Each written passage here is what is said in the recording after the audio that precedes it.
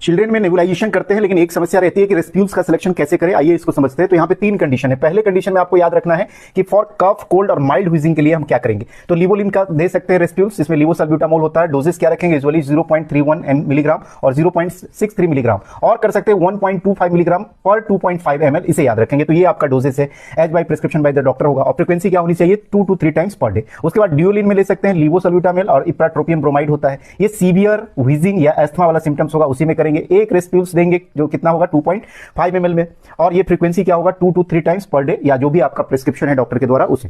Second case में देखिए, asthma हो या ब्रोंको स्पाज्म हो, इस केस में ब्यूटोसाइनाइड में आपका ब्यूडेकॉर्ड, पल्मीकॉर्ड आता है। इसका डोज रखेंगे 0.25 मिलीग्राम पर ml या 0.5 मिलीग्राम जो है पर ml। Frequency 1 to 2 times usually क्या होगा पर डे हो। अब कॉम्बिनेशन में क्या यूज कर सकते हैं, लिवोलिन जो लिवोसल्ब्यूटामोल था और ब्यूटोसाइनाइड, उसको कंबाइन करेंगे। लेकिन आपको ध्यान रखना है कि लिवोलिन को फर्स्ट देंगे, तो लिवोलिन जो ब्रोंकियोडायलेक्टर है उसको दे देंगे, 10 से 15 मिनट का गैप लेंगे, उसके बाद ब्यूटोसाइनाइड जो स्टेरॉइड है वो चलेगा। फॉर इन्फेक्शन और थिक म्यूकस, अगर म्यूकस ज्यादा थिक है तो उस केस में आप क्या कर सकते हैं, जो NaCl जो है 0.9, जिसको नॉर्मल सेलाइन कहते हैं, उसको आप यूज कर सकते हैं। ये क्या करेगा, helps to loosen mucus and keep airways moist. Dose रहेगा 2 to 3 टाइम्स, एलोन ले सकते हैं या टू डाइल्यूट अदर मेडिसिन। अब एक बहुत अलग केस में आपको यूज करना पड़ेगा एम्ब्रोक्सॉल और हाइपरटोनिक सॉल्यूशन 3% या 7%। ये प्रिस्क्रिप्शन बेस्ड होगा, जैसा होगा वैसा लेंगे। यूज्ड इन क्लॉग्ड म्यूकस, याद रखेंगे, अगर म्यूकस बहुत ज्यादा क्लॉग्ड हो गया उसमें, उस कंडीशन में लेंगे, या ब्रोंकाइटिस मिलेंगे या ब्रोंकियोलाइटिस के केस में लेंगे। तो ये पूरा का पूरा क्या है, रेस्प्यूल का सिलेक्शन।